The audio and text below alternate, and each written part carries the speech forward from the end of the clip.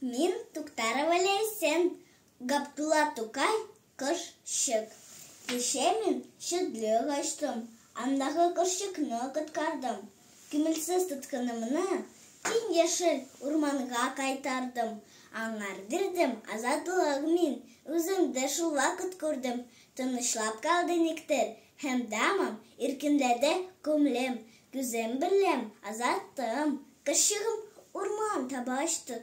Югалды көк йөзендә тиз вакытта бердәй юк төсле.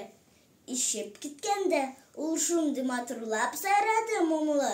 Миңа санки азат иткән эше изгедегә калды.